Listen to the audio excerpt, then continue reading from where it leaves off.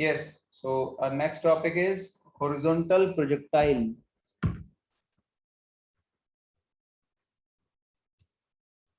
Horizontal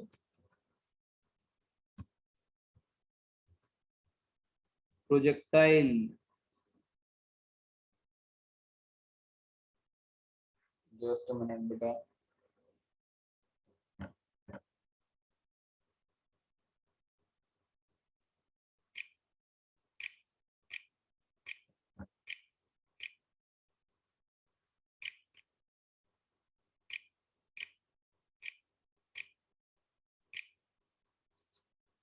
So in horizontal projectile होता क्या है कि मान लो आपको एक क्लिफ दी हुई है, क्लिफ के ऊपर से आपको कुछ ना कुछ चीज थ्रो करनी है ना, हॉरिजॉन्टल डायरेक्शन में. In which direction? You have to throw something along horizontal. This is called horizontal projectile. आपको सिर्फ इस डायरेक्शन में थ्रो करनी है with some velocity. से आपने थ्रो किया u वेलोसिटी से कोई चीज थ्रो कर दी, और कितनी हाइट है क्लिफ की या बिल्डिंग की कितनी हाइट है, h हाइट है, स्मॉल h है ना. तो ये कहाँ जाएगा, ये इस तरीके से ऐसे चलता रहेगा चलता रहेगा चलता रहेगा और फिर ऐसे लैंड हो जाएगा ग्राउंड पे, है ना. कुछ चीजें हैं जैसे अब ये यहाँ से जिस पॉइंट से आपने इसको थ्रो किया था उस पॉइंट से कितनी आगे जाके गिरेगा, this is called horizontal range. जितना टाइम इसने हवा में लिया उसको बोलते हैं टाइम ऑफ फ्लाइट, है ना. The time taken by it to reach the ground is capital T. ठीक है. अब आप लेना चाहो तो इस तरह से भी ले सकते हो, अगर आप करना चाहते हो तो आप इस एक्सिस को पॉजिटिव वाई एक्सिस ले सकते हो, नीचे वाली एक्सिस को प्लस का वाई एक्सिस ले सकते हो, और इस एक्सिस को आप प्लस का एक्स एक्सिस ले सकते हो. सो किसी भी पॉइंट पे अगर आपको वेलोसिटी निकालनी है ना, तो वेलोसिटी कैसे आएगी, उसके दो कंपोनेंट्स होंगे. मान लीजिए ये नेट वेलोसिटी है, ऑब्वियसली मोशन की डायरेक्शन में नेट वेलोसिटी होगी. उसके दो जो कंपोनेंट्स होंगे, अलोंग एक्स कंपोनेंट यही रहेगा जस्ट बिकॉज कि अलोंग एक्स कोई वेलोसिटी नहीं, कोई एक्सेलरेशन नहीं है, और अलोंग वाई ये धीरे धीरे कुछ वेलोसिटी गेन कर पाएगी, ये वी वाई और ये वी एक्स. ये पॉइंट किसी भी टी टाइम पे वेलोसिटी निकाली गई है इस पॉइंट पे, किसी भी टी टाइम पे वेलोसिटी निकाली गई है इस पॉइंट पे. ठीक है. वैसे ही जैसा पहले किया था आपने, ऐसे ही मोशन को दो पार्ट्स में डिवाइड कर लो, अलोंग एक्स और अलोंग वाई, और वही सारी चीजें जो जो हमने पहले डिस्कस की थी वही सारी चीजें अब आप फिर से डिस्कस करोगे. तो यहाँ पे मैं लिख रहा हूँ अलोंग एक्स, वैसे ही यहाँ पर लिख रहा हूँ along Y axis. X axis के अलोंग क्या क्या चीजें गिवन है और वाई एक्सिस के अलोंग क्या क्या चीजें गिवन है, वो सब हम यहाँ पर डिस्कस कर लेंगे. पहले initial velocity along X axis कितनी है, सारी की सारी वेलोसिटी अब की बार हमने किसके अलोंग दे रखी है, हॉरिजॉन्टल के अलोंग. वर्टिकल के अलोंग इनिशियल वेलोसिटी है ही नहीं, अभी तो इसको बोलेंगे हॉरिजॉन्टल प्रोजेक्टाइल, क्योंकि vertical component of velocity zero है. अच्छा, एक्स एक्सिस के अलोंग एक्सेलरेशन जीरो है, लेकिन वाई एक्सिस के अलोंग एक्सेलरेशन कितनी है, वहां हमने माइनस जी ली थी, बट इसमें हम नेगेटिव वाई को, इस डायरेक्शन को पॉजिटिव ही मान रहे हैं, तो हम इसको लिखेंगे acceleration along Y axis is plus G. Clear है प्लस जी क्यों लिया, सबको सबको ये बात क्लियर है. हाँ जी. अब displacement along X axis in time capital T, displacement कितनी है एक्स एक्सिस के along, R in capital T time, और डिस्प्लेसमेंट अलोंग वाई एक्सिस कितनी है, is H.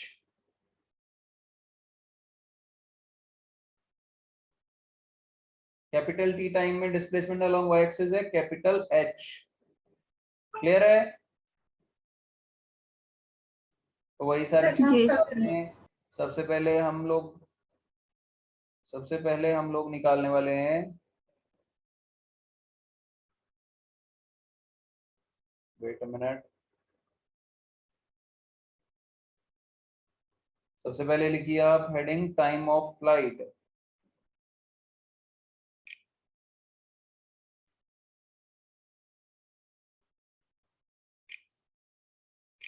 Time of flight, capital T से डिनोट करते हैं हम उसको। टाइम ऑफ फ्लाइट को किससे डिनोट करते हैं? Capital T. तो यहां पर कैपिटल टी क्या हो जाएगा? यहां पर हम देखो यही सारी इक्वेशन अलोंग वाई अप्लाई करेंगे। अलोंग वाई एक्सिस कौन सी वाली इक्वेशन अप्लाई करनी है? s is equals to U T plus half A T square along Y axis apply करो। तो देखो डिस्प्लेसमेंट अलोंग वाई एक्सिस कितनी है? h। तो s की बजाय h is equals to initial velocity along Y axis, बोलिए, that is 0 plus half g into capital T square. तो t की वैल्यू आ गई बेटा यहां से under root 2h/g। This is the time of flight. इसमें कोई मैक्सिमम हाइट नहीं है क्योंकि मैक्सिमम हाइट से ही तो प्रोजेक्ट किया जा रहा है पार्टिकल को, है ना। तो मैक्सिमम हाइट जैसा इसमें हम कुछ और निकालेंगे नहीं। क्लियर है?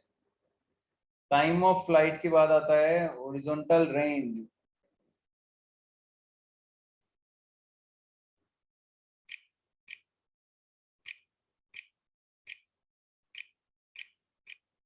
Horizontal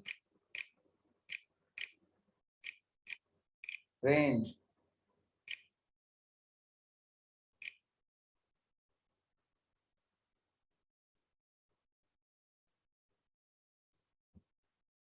capital R. अच्छा, एक्स एक्सिस के अलोंग यही वाली इक्वेशन फिर से अप्लाई करो। अलोंग एक्स अब की बार फिर से अप्लाई करनी है। s is equals to U T plus half A T square. Displacement along X axis है r, इनिशियल वेलोसिटी है u, टाइम ऑफ फ्लाइट, आगे एक्सेलरेशन 0 है तो वो पूरा 0 हो गया। तो रेंज क्या आ गई? u into T. अब t की वैल्यू रख दो। t की वैल्यू कितनी है? what is the value of time of flight? That is under root 2h/g. This is the range, horizontal range और time of flight, ये दोनों चीजें याद कर लो।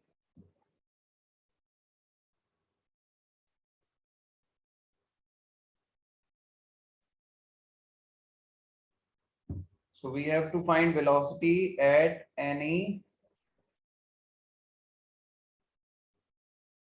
Time t। किसी भी पर्टिकुलर टाइम t पे वेलोसिटी कितनी हो जाएगी? तो देखो पहले वेलोसिटी का हम y कंपोनेंट निकालेंगे तो वो क्या हो जाएगा? uy प्लस ए वाई इंटू टी। अब y एक्सिस के अलोंग फाइनल वेलोसिटी निकालनी है। इनिशियल वेलोसिटी y के अलोंग 0 होती है हॉरिजॉन्टल प्रोजेक्टाइल में। ए वाई की वैल्यू g और टाइम t कोई भी जनरल टाइम पे निकालनी है तो वेलोसिटी अलोंग y एक्सिस आ गया gt। और वेलोसिटी अलोंग x एक्सिस आपको दिया ही होता है u, और वो हमेशा u ही रहेगा। t टाइम पे भी u रहेगा क्योंकि एक्सेलरेशन अलोंग x एक्सिस कितनी है? 0। ठीक है। अब हमें फाइनल वेलोसिटी निकालनी है तो क्या करेंगे? ये देखो ये वेलोसिटी अलोंग y एक्सिस आया, ये वेलोसिटी अलोंग x एक्सिस आया। अब हमें फाइनल वेलोसिटी यानी टोटल नेट वेलोसिटी निकालनी है तो ये आ गई नेट वेलोसिटी। अब नेट वेलोसिटी क्या आएगी? vx का स्क्वायर प्लस vy का square under root of vx का स्क्वायर कितना है? u, vy का स्क्वायर gt का square, g square t square. बोलिए समझ में आई बात ये?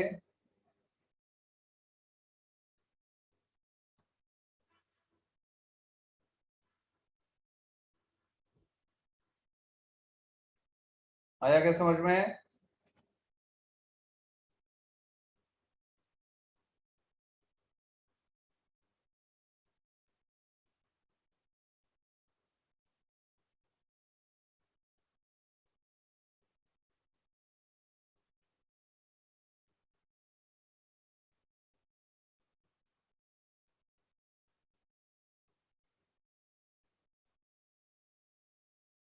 Next heading is equation of trajectory.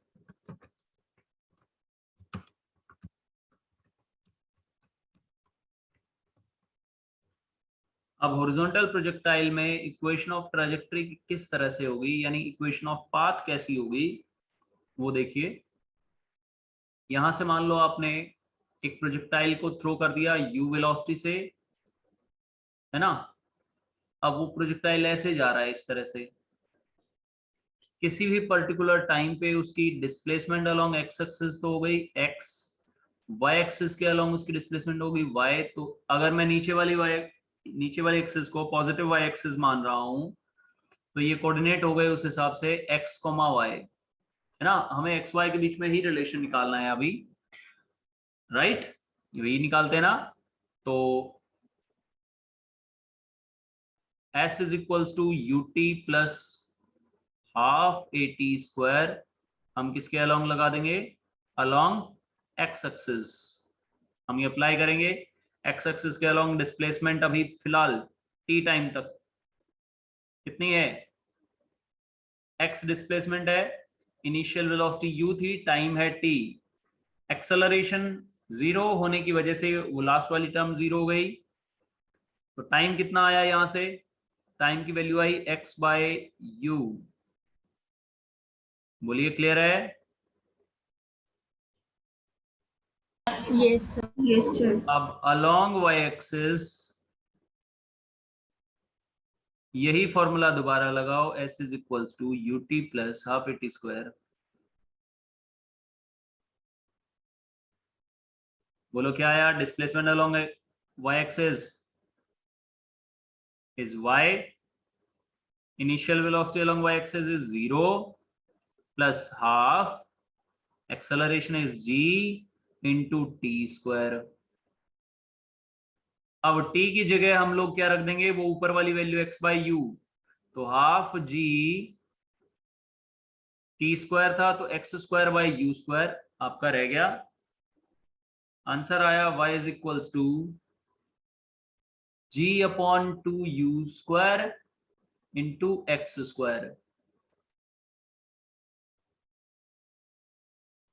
ये आगे वाली टर्म कांस्टेंट है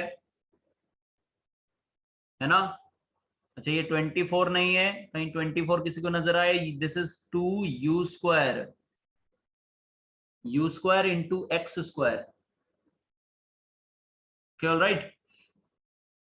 अब क्या है, ये इक्वेशन बिल्कुल वैसी बन गई जैसे हम लोग ऐसे करते थे, y is equals to A X square, A is some constant, यहाँ पे मान लो ए की value g by 2u square के बराबर है। तो ये जो पावर स्क्वायर होती है, पावर 2 होती है, वो डिग्री ऑफ, जिसकी डिग्री ऑफ पॉलिनोमियल 2 होती है, वो वाला कौन सा होता है,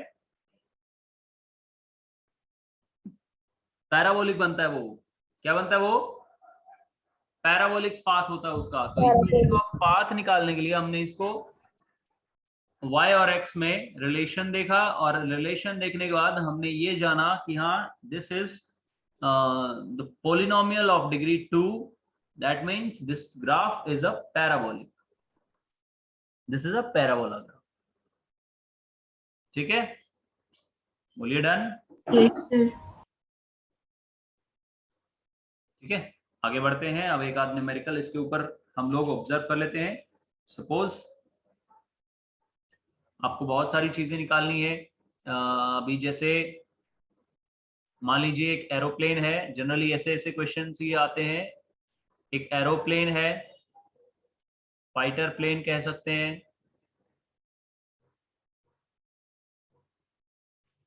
hello, this fighter plane is moving with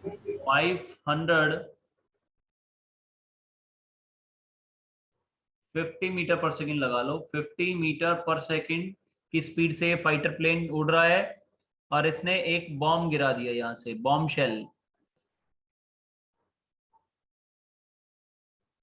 A bomb shell is dropped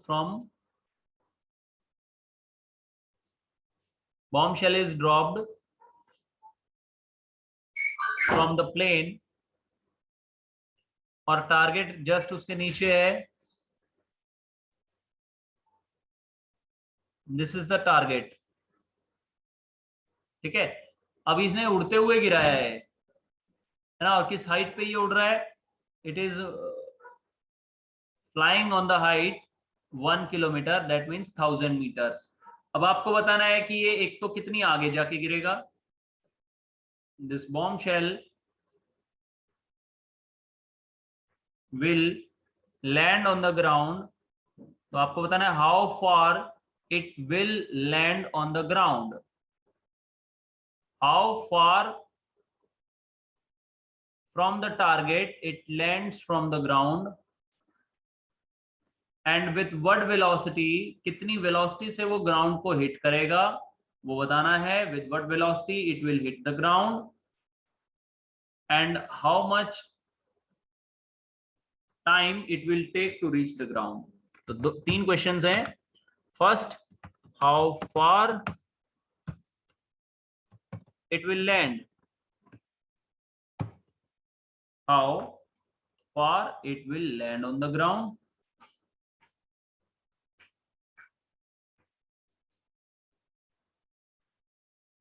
how far it will land on the ground। Second question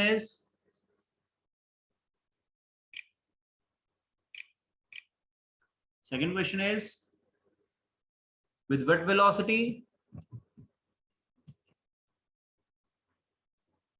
with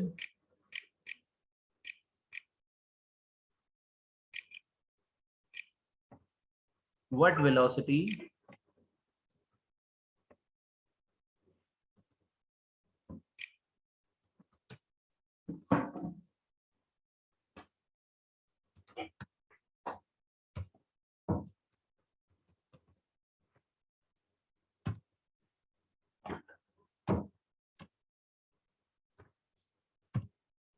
ये हो गए third, and how much time it will take,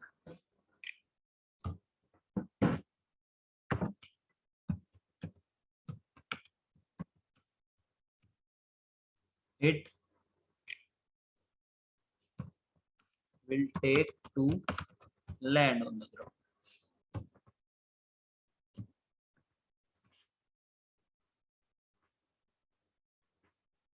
ये cut गया यार। चलो कोई बात नहीं, आपको समझ आ गया ना, क्वेश्चन सारे समझ आ गए आपको। So this is it. अब आप ये क्वेश्चंस कीजिए जितना जल्दी हो सके।